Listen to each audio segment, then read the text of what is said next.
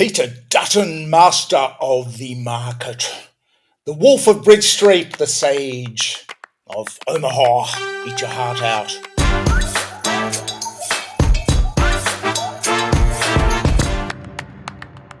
What acumen. Peter buys a bunch of bank shares and the next day he picks the bottom of the market. The next day they went up.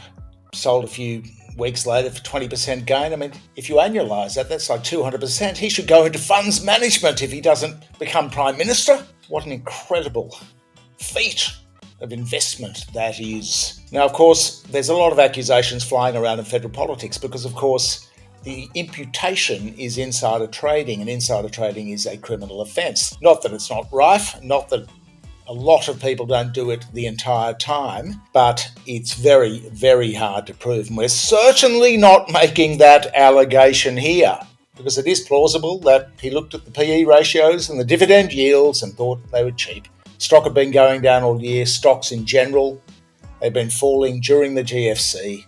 People have been trying to bottom pick the market, and Peter just picked the very nadir. A few other points on insider trading. So it's notoriously hard to prove because nobody puts it in their diary. Oh, Joe Bloggs, the director at CBA, said there's going to be a bank rescue package tomorrow. All word of mouth. And then you've got to prove intent. How did you know that the intent wasn't to buy because it was good value? Because bank stocks were low, which indeed they were at that point. If you look at the charts, the entire market had been shellacked. Every market in the world had been shellacked. 2009. The other thing is the corporate regulators rarely go after insider traders because it's so hard to prove and because it's so rife at the big end of town. If you look at every major corporate deal, probably, I haven't done this for a while, but I used to, probably half of them, the price moves before the announcement is made. So it's going to be a good news announcement, like a bailout for the banks where the share price is going to go up. You'll see the market move, buy the rumour, sell the fact. And likewise, if it's a bad announcement, like a really bad profit number coming out or a loss, the market will move beforehand. It's so institutionalised because all the analysts are given a bit of a nod and a wink by the investment people at each major company. So you'll see almost every major announcement is gamed by people. Some people, obviously, you can see it very sharply sometimes, that it's quite clear that people have jumped in and bought the stock because they know what news is coming. Now, the everybody does it defence isn't a defence, obviously. But the regulators rarely ping anybody unless they're a very poor person or desperate or very young or something for insider trading. So hard to prove. Now, a couple of other points. Well, if we actually look at the detail of what actually happened, it was January 23rd, 2009. The market had been falling all year. And Peter Dutton declared that he bought Commonwealth Bank, National Australia Bank and Westpac shares. On that date, all three companies were at their record low for a long time. They've been whipped. And on Saturday, January 24, the Rudd government announced the Australian Business Investment Partnership, a $4 billion stimulus package to the commercial property market to prop up the banks. And the commercial property sector was going to be delivered in partnership with the banks. And following that announcement, Commonwealth Bank shares shot up from $23.94, the close of trading on January 23rd, to a high of $29.11 on the day Dutton declared that he had sold Commonwealth Bank shares, which is a 21.6% rise in 12 days. The wolf of Bridge Street. So we don't know. We're only speculating. It looks like extremely keen timing.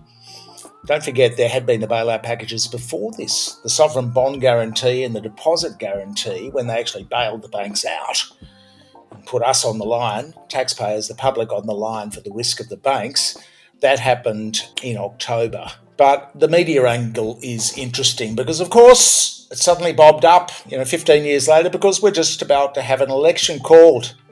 And who was designated to be the designated muckraker? Murray Watt.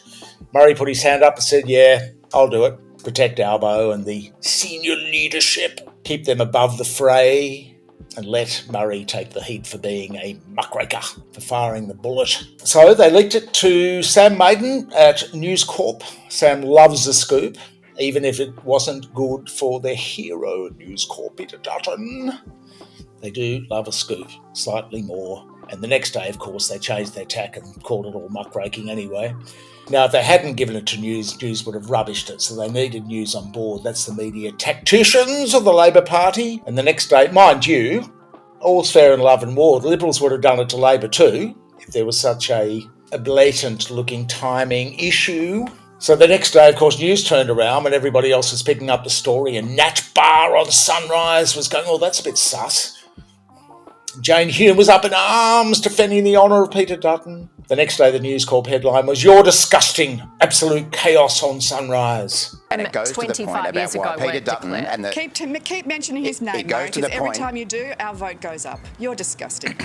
But they got the scoop. The interesting bit about the story is this, which was obviously part of the brief given to Sam, and we quote the story. As a result, the Albanese government wants the Liberal leader to reveal if he was briefed on the government's plan through his role on the coalition front bench at the time or via third parties. Finger pointing there.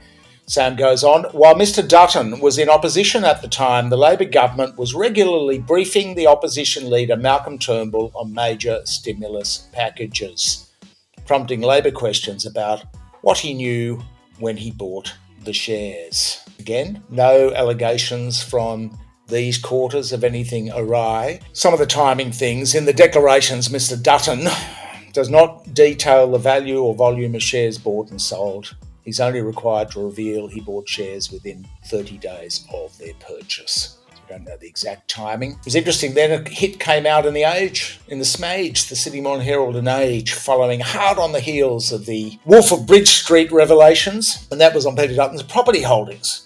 It's been revealed opposition leader Peter Dutton has made $30 million on property transactions in the last 35 years, according to a report by the Age. Mr Dutton has made purchases totalling $12 million and has been involved in transactions exceeding $18 million across 26 properties since 1990. The properties include residential homes, childcare centres and a shopping plaza.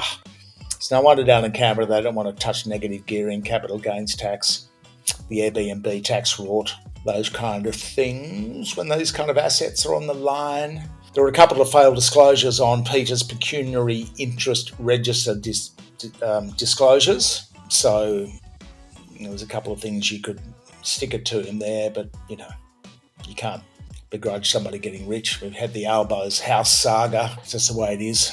Just for disclosure, that's the one thing there that probably people can get him on. Mind you, the disclosure by the rest of them, a lot of the rest of them isn't that great either.